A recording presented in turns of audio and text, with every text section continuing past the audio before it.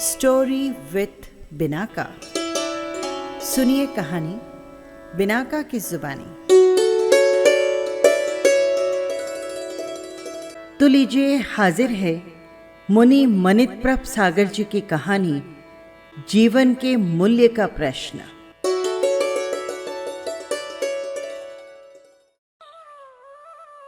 मगध नरेश का प्रश्न गहरा था। संपूर्ण सभा प्रश्न सागर के गहराई में रहे हुए समाधान के मोती प्राप्त करने के लिए लालायित थी। प्रश्न था भी अटपटा। पहली बार ही हुआ था ऐसा प्रश्न, पहली बार ही सुना था ऐसा प्रश्न। प्रश्न था, राजगृही की प्रजा के लिए सबसे सुलभ वस्तु कौन सी है? कौन सी खाद्य सामग्री जन साधारण के लिए जीवन निर्वाह का उत्तम और सस्ता साधन है? चारों तरफ मौन छाया हुआ था। सभासदों की चिंतन में डूबी विचार किश्तियां और मगध नरेश का गंभीर चेहरा। सामंतों के हृदय में आशा जगने लगी। सबसे सस्ता फल, एक बीज बोया और सैकड़ों फलों की बरसात। नहीं, फल सस्ते नहीं हैं। सैकड़ों बीज भूमिगत होते हैं, तब कहीं जाकर एक बीज वट वृक्ष के रूप में रूपांतरित हो पाता है, और वो भी कभी कभी आंधी तूफान का शिकार होकर धराशायी हो जाता है। फल के बजाय अन्न सबसे ज्यादा सुलभ है। बारिश आई, बीज बोए और फसल लहला उठी। कम मेहनत में पेट पूर्ति के साथ साथ थोड़ी बहुत कमाई भी हो जाती है। पर यह भी सुरक्षित और सुलभ कहाँ। कभी अतिवृष्टि का कोप उतरता है तो कभी अनावृष्टि की क्रूर दृष्टि भी झेलनी पड़ती है। कभी तूफान फसल को बर्बाद कर देती है तो कभी धूप के हमले सहने होते हैं। कभी टिड्डी के मेले, कभी कभी कीट पतंग और अनेक रोग। कितने ही शत्रु हैं अन्न के। सबसे सीधा सरल उपाय है पेट भरने का मांस। एक तीर से दो शिकार, मनोरंजन का मनोरंजन और भोजन की भी पूर्ति। हुए घोड़े पर सवार, पहुंचे जंगल में, दो चार बाण चलाए, दो चार मृगों का शिकार किया कि आहार ही आहार, भोजन ही भोजन। दो चार दिन आराम ही आराम, न तो गहरा परिश्रम न निसर्ग का प्रकोप। जब चाहो तब पालो, न कोई रोक टोक न कोई चिंता। मेहनत का फल हाथों हाथ मिल जाता है। एक सामंत बोला, राजन, मैंने बहुत गहराई से चिंतन किया है इस प्रश्न का। मुझे लगता है कि मांस ही वो खाद्य पदार्थ है जो सबसे सस्ता है। व्यक्ति जब भी चाहे प्राप्त कर सकता है। कभी अन्न का अभाव व्याप्त हो जाता है तो कभी आकाश को छू रहे भारी भाव आदमी को तनावग्रस्त बना देते हैं। आदमी इस सहज पद्धति से अपना जीवन निर्वाह सरलता से कर सकता है। शिकार के रसिक की बात का पास बैठे सामंत ने समर्थन करते हुए कहा, हाँ महाराज, गुजारे का इससे सुंदर और इससे सस्ता और तरीका क्या हो सकता है? उस सामंत की हां में हां मिलाते हुए तीसरे सामंत ने कहा, महाराज, जंगल में पशु पक्षी की क्या कमी है? साधे एक दो निशाने और उपलब्ध हो गया खूब सारा आहार। राजन, मांस से सस्ता, सुलभ और सुरक्षित आहार कोई दूसरा नहीं। कोई शिकार का शौकीन था तो कोई मांसाहार का लोलुप। ये वे नहीं बोल रहे थे, उनकी रस लोलुपता बोल रही थी, जिसमें मात्र स्वाद का रस छलक रहा था। किसे क्या लेना देना किसी के जीवन से, प्राणों से, सुख दुख से। चिंता थी मात्र स्वयं के जीवन की, पेट पूर्ति की और मनोरंजन की। पहले सामंत की बात का समर्थन दूसरे सामंत ने किया, दूसरे की बात का तीसरे ने, तीसरे की बात का चौथे ने। बात क्रमशः समर्थन को प्राप्त होती हुई पूर्ण रूप से सस्ते सुलभ आहार के रूप में मांसाहार के पक्ष में चली गई। बात सभा के द्वारा स्वीकृत हो गई थी, पर अभय कुमार के नयन निमीलित थे, होठ मौन थे, चेहरे पर गंभीरता छितरी हुई थी। सिर पर हाथ धरे वे चिंतन मुद्रा में खोए से, डूबे से और चुप थे। उनकी चुप्पी भावों के सागर में गोते लगा रही थी। ओह, मनुष्य कितना स्वार्थी हो गया है, कितना क्रूर हो गया है। उसे अपना जीवन तो वरदान के रूप में नजर आता है, पर दूसरों के जीवन का कोई मोल नजर नहीं आता। जैसे मुझे अपना जीवन प्रिय है, वैसे ही हर जीव को अपना जीवन प्रिय है। कोई भी मरना नहीं चाहता। हर प्राणी, छोटे से छोटा जीव भी जीवन चाहता है, जीना चाहता है। क्या इन अबोध, अबोल और अनाथ प्राणियों के जीवन प्राणों का कोई मूल्य नहीं? क्या इनका जन्म मात्र मनोरंजन के लिए हुआ है? क्या क्षुधापूर्ति के लिए ही इनके प्राणों का सर्जन हुआ है? इन मासूम प्राणियों ने किसी का कुछ नहीं बिगाड़ा, तो फिर मानव द्वारा ये दानवीय प्रवृत्ति क्यों? इनका कसूर इतना ही है कि ये बोल नहीं सकते अपनी पीड़ा, बता नहीं सकते अपना दर्द, समझा नहीं सकते अपनी दुख भरी कहानी और सुना नहीं पाते अपनी व्यथा की कथा। क्या असंख्य स्वर्ण मुद्राओं से भी अधिक मूल्यवान वरदान रूप वो प्राण शक्ति और जीवन संपदा मृगयासक्त मनुष्य के 2 बाणों से भी सस्ती और सुलभ हो सकती है? नहीं नहीं, ये तो मानव की अज्ञानता है। वो इस अज्ञानता के पिंजरे में जब तक कैद रहेगा, तब तक ऐसा ही घृणित खेल खेलता रहेगा, ऐसा ही हिंस से जीवन जीता रहेगा। औरों के प्राणों का मूल्य समान रूप से नहीं समझे बिना हृदय में करुणा की किरणें प्रस्फुटित नहीं हो सकती। अहिंसा का सूत्र जीवन में प्रतिष्ठित नहीं हो सकता। अभय कुमार उतर गए चिंतन के अथाह सागर में। उनका मन करुणा से भर आया। उनका गंभीर मौन मगध देश नरेश को सह नहीं था। 4 बार उन्होंने अभय कुमार को पुकारा, तब कहीं जाकर वे वर्तमान में लौटे। अभय कुमार, इस संदर्भ में तुम्हारे क्या विचार हैं? अरे, तुम भी तो कुछ बोलो। सम्राट, इस सवाल का जवाब देना इतना आसान नहीं। कल राज्यसभा में इस प्रश्न का उत्तर सोच विचार कर प्रस्तुत करूंगा। प्रश्न अनुत्तरित ही छूट गया। उत्तर आने वाले कल के कंधे पर टांग दिया गया।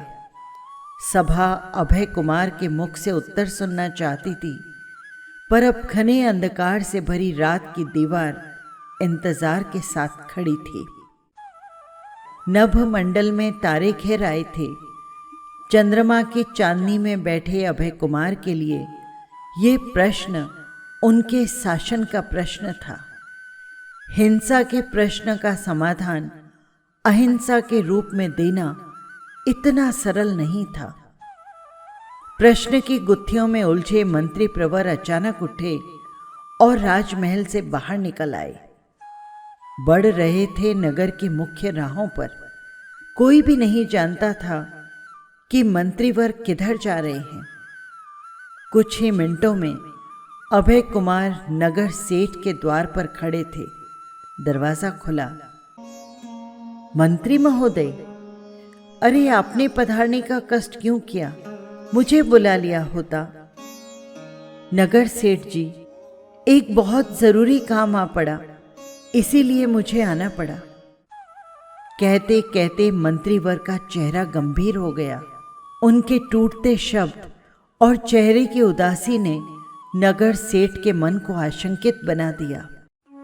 नगर सेठ जी, मगध नरेश की तबीयत ठीक नहीं है। हजारों उपचार किए गए पर कोई फर्क नहीं आया है। वैद्यराज ने बताया है कि यदि 2 तोला मांस मिल जाए तो रोग का निदान हो सकता है, पर वो किसी स्वस्थ मनुष्य का होना चाहिए। मैं आपके हृदय का मात्र 2 तोला मांस चाहता हूँ, सम्राट के शुभ स्वास्थ्य के लिए। आप घबराइए मत। आपको इसके एवज में 1,00,000 स्वर्ण मुद्राएं दी जाएगी। नगर सेठ ने सुना तो कांप उठे। अरे मैं नहीं रहूंगा तो 1,00,000 स्वर्ण मुद्राओं का क्या उपयोग होगा?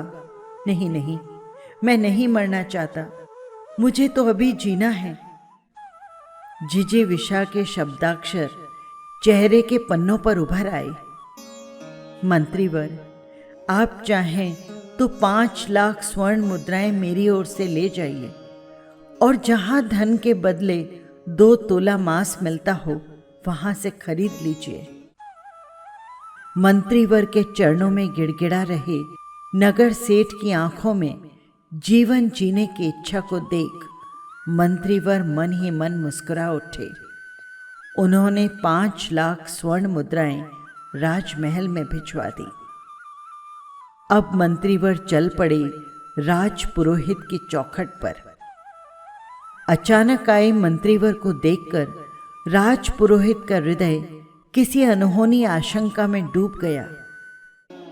पधारिए पधारिए, आपने आने का कष्ट कैसे किया? मंत्रीवर के चेहरे पर फैली उदासी और दुख की बदलियां दीपक की रोशनी में स्पष्ट नजर आ रही थी। पुरोहित जी, हम पर संकट आ पड़ा है।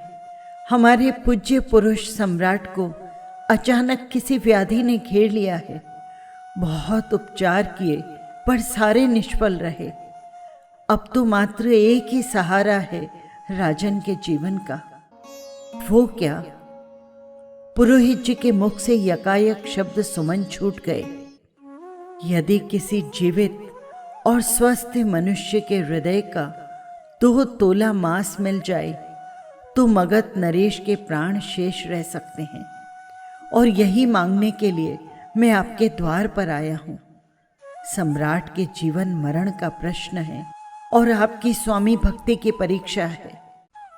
पुरोहित जी का हृदय बैठ गया, चेहरा फक से रह गया और मंत्रीवर कहते जा रहे थे, आपको इसके बदले में जो चाहिए वो मिलेगा।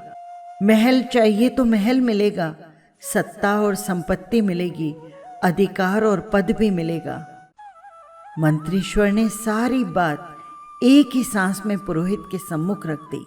सोच रहे थे पुरोहित जी, अरे धन मिलेगा पर तन नहीं रहेगा, जीवन ही नहीं बचेगा तो क्या काम आएंगे अधिकार? अरे धन कम होगा तो भी कोई गम नहीं, सत्ता नहीं होगी तो भी कोई चिंता नहीं, पर उम्र ज्यादा से ज्यादा हो। मैं मरना नहीं, जीना चाहता हूँ। मृत्यु का भय उनकी आंखों में उतर आया। अभय कुमार उसका भय निर्भयता से पढ़े जा रहे थे, पर इस बात को उन्होंने चेहरे पर चिंता की चादर बिछाकर ढक दिया। अभय कुमार ने कहा, पुरोहित जी, क्या सोच रहे हो आप? मैं तो मात्र 2 तोले मांस की बात कर रहा हूं और आप तो चिंता में पड़ गए। वो 2 तोला भी मैं मुफ्त में कहाँ चाहता हूं। जल्दी से बोलो कि बदले में क्या चाहिए? पुरोहित जी ने कहा, मंत्रीश्वर, मैं 2 तोले हृदय का मांस देने में समर्थ नहीं हूं। यदि किसी स्थान पर पैसे से स्वस्थ हृदय का मांस बिकता हो तो ले आइए। यदि 2-5 लाख स्वर्ण मुद्राएं चाहिए तो वो भी मुझसे ले जाइए। कहते कहते आंखों में जीवन जीने की तमन्ना पूरे जोश से चमक उठी। क्यों, कैसा प्यारा लग रहा है अपना जीवन। जब मांस को सस्ता बता रहे थे तो कहाँ गई थी तुम्हारी बुद्धि? करुणा भरी मुस्कान में ये विचार दबाकर मंत्रीश्वर रवाना हुए और 5 लाख स्वर्ण मुद्राएं महल में भिजवा दी। रात के 12 बज रहे थे। सुनसान राहें, पक्षी भी निद्रा की आगोश में समा चुके थे। तब मंत्रीश्वर के कदम बढ़ रहे थे सेनापति के आवास की तरफ। मंत्रीवर के आने की खबर सुनकर सेनापति जी दौड़े आए। आइए आइए मंत्रीश्वर, इतनी रात गए आपका इस तरह कैसे आना हुआ? क्या कोई जरूरी काम आन पड़ा है? सेनापति जी, कोई जरूरी काम नहीं, बहुत बड़ी आफत आ पड़ी है हम पर। कहते कहते मंत्रीश्वर का हृदय पिघल गया। उनकी आंखों से अश्रुधारा बह चली। मंत्रीश्वर की आंखों से बहते आंसू देख सेनापति भय मिश्रित चिंता में डूब गए। आखिर क्या हुआ? किसी निकट के राजा का संकट आ पड़ा या कुछ और? नहीं सेनापति जी, हमारी स्वामी भक्ति की परीक्षा के पल हैं। मगध देश के पेट में अचानक खतरनाक असह्य दर्द हो उठा है। न बैठ सकते हैं, न उठ सकते हैं, न खा सकते हैं, न पी सकते हैं, और न ही कुछ और कर सकते हैं। उनका दर्द तो ऐसा कि देखा नहीं जाता। सारी दवाइयां बेअसर हो रही है। वैद्यराज जी के सारे प्रयत्न विफल हुए हैं। लगता है कि कुछ घंटों में यदि दवाई नहीं मिली तो हमारे सिर से वो छत्र छाया सदा सदा के लिए उठ जाएगी, जो हमें हमेशा सुकून और आराम देती रही है। अब तो बस एक ही उपाय है। यदि कहीं से स्वस्थ हृदय का 2 तोला मांस मिल जाए तो ये बीमारी शांत हो सकती है। जब मैंने 2 तोला मांस की बात वैद्यराज जी से सुनी तो दौड़ पड़ा तुम्हारी दहलीज पर। मेरे मन का विश्वास बोल रहा था कि तुम जैसे स्वामी भक्त और एक निष्ठ सेनापति के होते हुए किसी और का क्या काम है। सेनापति ने जो ही मंत्रीश्वर की बात सुनी, चेहरे की हवाइयां उड़ने लगी, आंखों में उदासी उतर आई। मंत्रीवर चेहरे के परिवर्तन में छिपे कारण को पढ़ रहे थे और कह रहे थे, जल्दी करो सेनापति जी, ये समय सोचने का नहीं, परीक्षा में खरा उतरने का है, और आपको इसके बदले जो चाहिए वो मिल जाएगा। आप कहें तो आपको आधा राज्य भी मिल जाएगा, पर आप जल्दी करो, मामला बड़ा विकट है। देर हो गई तो हम कहीं के नहीं रहेंगे। सेनापति जी के नयनों में प्राणों का मोह उतर आया। अभी तो मेरी उम्र ही क्या है, आधा राज्य तो क्या, पृथ्वी का सारा धन भी मिल जाए तो भी जीवन नहीं मिल सकता। जीवन संपदा के समक्ष संसार की समस्त संपदाएं तुच्छ और ओछी हैं। सेना नायक के चेहरे पर आ रहे भावों के उतार चढ़ाव उनके हृदय की व्यग्रता को अभिव्यक्त कर रहे थे। इसी व्यग्रता में छिपी थी जीवन की आसक्ति, सांसों का मोह और प्राणों का लगाव। मंत्रीवर ने सन्नाटे को चीरते हुए कहा, क्या हुआ सेनापति जी? मैं आपको आधा राज्य देने को तैयार हूं, पर आप हैं कि कुछ बोल ही नहीं रहे। सेनापति जी, 2 तोले मांस का मूल्य आधे राज्य से ज्यादा क्या होगा? फिर भी आपको अगर कम लगता है तो पूरा राज्य आपके नाम, आपको मगधपति बना दूंगा। मंत्रीवर ने हस्ताक्षर कर राज्य सुपुर्दगी का प्रपत्र सेनापति के हवाले कर दिया। सेनापति की आंखों में मृत्यु के भय की परछाई छाई हुई थी। उनसे न कहते बनता था, न सहते बनता था। सेनापति जी बोले, मंत्रीश्वर, मैं अच्छी तरह से समझ रहा हूं स्थिति की विकटता को, पर नहीं दे पाऊंगा 2 तोला मांस। किसी ऐसे व्यक्ति को खोजिए जो पैसों के बदले मांस बेचता हो, और उसका चाहे 10 लाख स्वर्ण मुद्राएं मूल्य हो या 20 लाख स्वर्ण मुद्राएं, वो आप मुझसे ले जाइए। उसके रोम रोम में टपक रही थी जिजीविषा। मंत्रीश्वर मौन आंखों से सब देख रहे थे और मन ही मन मुस्कुरा रहे थे, पर सेनापति जी उस बात को कैसे समझ पाते। अभय कुमार ने वहां से 20 लाख स्वर्ण मुद्राएं राज भंडार में भिजवा दी। अभी तो एक और परीक्षार्थी बाकी थे और वे थे कोषाध्यक्ष महोदय। कहिए मंत्रीश्वर, आपकी रोनी सूरत, उदास आंखें, चिंतित मुद्रा किसी विषम और विकट परिस्थिति को सूचित कर रही है। क्या बात है मंत्रीश्वर, जो आधी रात के बीते आपको आना पड़ा? कोषाध्यक्ष जी, आशा और विश्वास की मशाल थामे मैं आपके द्वार पर चढ़ा हूं। मुझे विश्वास है कि... कहते कहते मंत्रीश्वर ने अपनी खोजपूर्ण आंखें कोषाध्यक्ष जी के मुखमंडल पर केंद्रित कर दी। कोषाध्यक्ष जी के हृदय की आशंका उनके चेहरे पर उतर आई।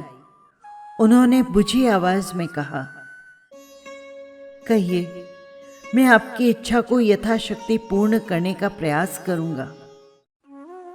कोषाध्यक्ष जी, मगध नरेश मृत्यु और जीवन के भंवर जाल में जूझ रहे हैं। अचानक टूट पड़े इस पीड़ा के पहाड़ ने जीवन की जमीन आसमान को तहस नहस कर दिया है। सारे उपचार व्यर्थ हुए हैं।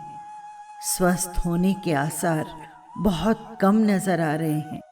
वैद्यराज ने कहा है कि यदि 2 घड़ी में किसी स्वस्थ मनुष्य के हृदय का 2 तोला मांस मिल जाए तो स्वस्थता की उम्मीद की जा सकती है।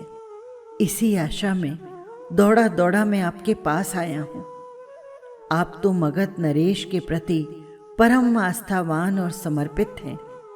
कुछ दिन पहले ही आपने कहा था कि राजन, आपकी सुरक्षा के लिए मेरी जान भी हाजिर है। उसी बात को जीवन में साक्षात करने का ये स्वर्णिम अवसर है। अब तो कोषाध्यक्ष को काटो तो खून नहीं, उन्हें पैरों तले जमीन खिसकती प्रतीत हुई। मंत्रीश्वर ने वही बात दोहरा दी कि उसके बदले धन मिलेगा, सत्ता मिलेगी, खजाना मिलेगा। कोषाध्यक्ष ने कहा, मंत्रीश्वर, ये बात मेरे लिए शक्य नहीं, और ऐसा मत समझिए कि मैं सम्राट के प्रति समर्पित नहीं हूं, पर मुझे अभी बहुत से कर्तव्य निभाने हैं। मुझे माफ कीजिए। मंत्रीवर मन ही मन सोच रहे थे कि लोग प्राण लेने में 30 मारखा बनते हैं, और जब प्राण देने की बात आती है तो प्राणों की कीमत मालूम होती है। 10 लाख स्वर्ण मुद्राएं लेकर मंत्रीश्वर जी रवाना हुए। तब कहीं जाकर कोषाध्यक्ष जी की जान में जान आई। सूरज की रोशनी पूरी जमीन पर फैल चुकी थी। आवश्यक क्रियाओं से निवृत्त होकर सारी प्रजा राजमहल के विशाल प्रांगण में एकत्र हो गई थी। उत्सुकता थी अभय कुमार के श्रीमुख से उत्तर सुनने की। मगध नरेश राज सिंहासन पर आरूढ़ हो चुके थे और मंत्री अभय कुमार हाथ जोड़कर उनके सम्मुख खड़े थे। अभय कुमार, तुम्हारा उत्तर सुनने के लिए सारी प्रजा उत्सुक है। अभय कुमार ने सेवक को इशारा किया और सभा के मध्य स्वर्ण मुद्राओं का ढेर लग गया। अभय कुमार, ये क्या है? मैं तो तुम्हारा प्रत्युत्तर चाहता हूं। राजन, यही तो है मेरा उत्तर। आपने पूछा कि सबसे सस्ती वस्तु क्या है, और हमारे बलवीर सामंतों ने मांस को सबसे सस्ती और सुलभ खाद्य सामग्री कहा। पर मुझे तो 2 तोला मांस इन 50 लाख स्वर्ण मुद्राओं के बदले भी प्राप्त नहीं हो पाया है। जब 2 तोले मांस का मूल्य 50 लाख स्वर्ण मुद्राओं से ज्यादा है, तो संपूर्ण जीवन का मूल्य क्या होगा? सामंतों का चेहरा जमीन में धंसा जा रहा था। वे नजर ही नहीं उठा पा रहे थे। महाराज, व्यक्ति जब अपने जीवन का मूल्य समझता है तो वो दूसरों के प्राणों के साथ खिलवाड़ क्यों करता है? छोटे बड़े, गरीब अमीर, नाथ अनाथ, सभी के जीवन का मूल्य समान है। सभी को प्यार है अपने जीवन से। औरों के जीवन को नगण्य कोड़ी के समान समझना मानव की कोरी अज्ञानता है, बेहोशी है, बहकावा है और स्वयं के साथ धोखा है। जब तक मानव ये धोखा खाएगा तब तक भाव भाव गोता खाएगा। सामंतों की दृष्टि अब साफ और स्पष्ट हो चुकी थी। अज्ञानता का कोहरा छट चुका था और ज्ञान की उजली किरणें उनके हृदय में प्रविष्ट हो चुकी थी। वे सभी एक साथ खड़े हुए और बोले, महाराज, मंत्रीश्वर, हमें माफ कर दीजिए। हम अब तक अंधेरे में थे। आपने उजाले से परिचित करवाकर हम पर बहुत उपकार किया है। ये उपकार हम जीवन भर नहीं भूलेंगे। सामंतों की आंखों में पश्चाताप के आंसू थे और अभय कुमार के चेहरे पर प्रसन्नता की किरणें। उसे इस बात की खुशी थी कि मेरी योजना जीवन और मन के परिवर्तन का कारण बनी। सभा एकटक अभय कुमार को देख रही थी और मंत्रीश्वर की धर्म भरी मानसिकता पर बलिहारी जा रही थी। ऐसे सुपुत्र को पाकर मगध नरेश के हृदय में आनंद नहीं समा रहा था और प्रजा अभय कुमार की प्रशंसा में प्रशस्तियां रच रही थी। बस यही थी कहानी। आपको कैसी लगी कमेंट बॉक्स में ज़रूर लिखिएगा। और हाँ, यदि आपने चैनल को सब्सक्राइब नहीं किया है तो कर लीजिएगा। फिर मिलेंगे किसी नई कहानी के साथ। जय जिनेंद्र।